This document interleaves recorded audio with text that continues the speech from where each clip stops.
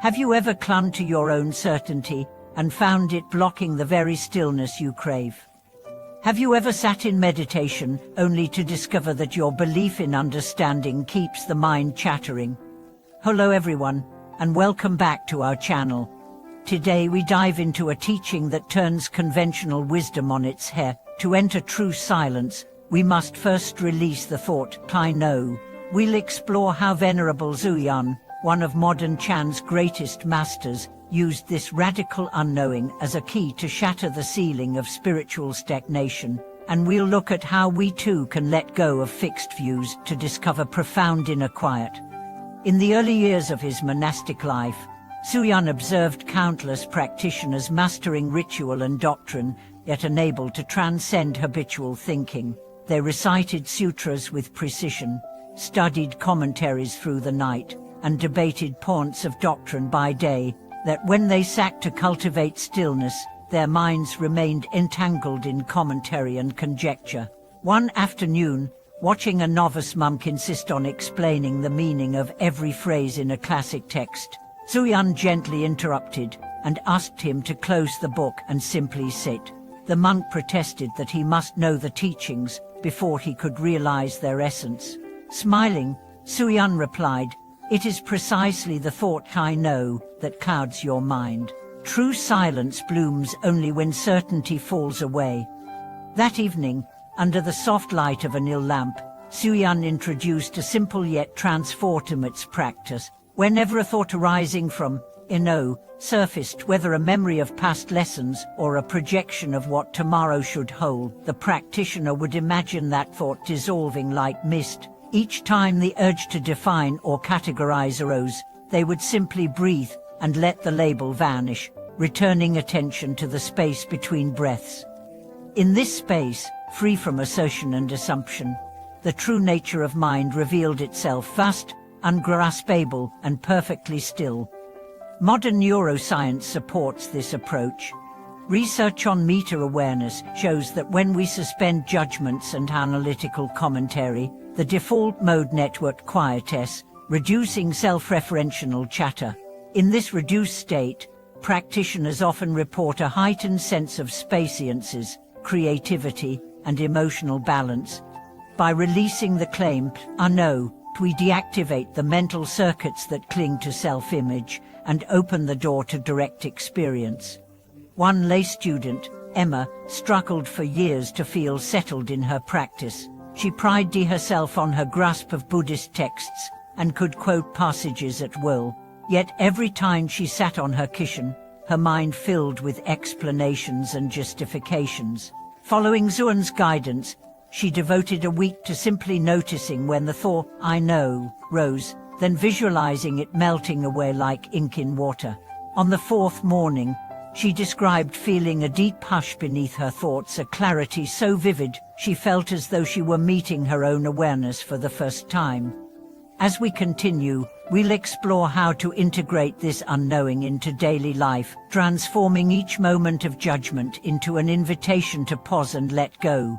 We'll share stories of practitioners who chattered long-held beliefs and glimpsed the boundless stillness beneath, and we'll offer gentle guidance for recognizing and releasing the I know habit whenever it arises.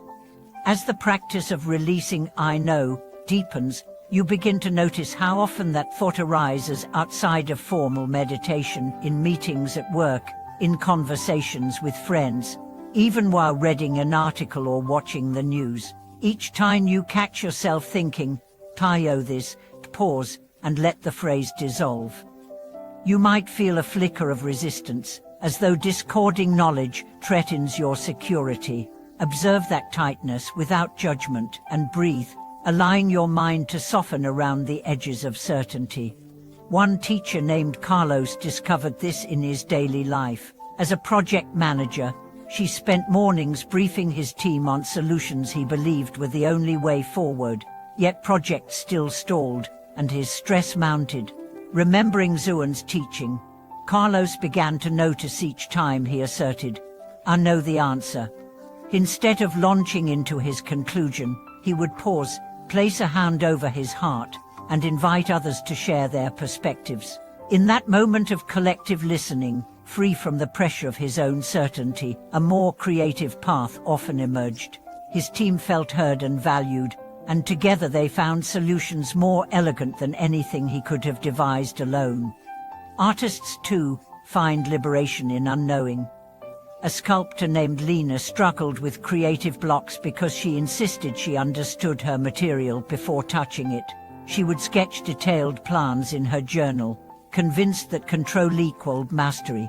When she learned to notice piano at her drafting table, she set aside her sketches and let her hands explore clay without preconceived ideas. The sensation of the cool earth beneath her fingers opened a dialogue between mind and matter, and figures emerged that surprised even her. In surrendering certainty, her creativity flowed as naturally as a river carving its own course.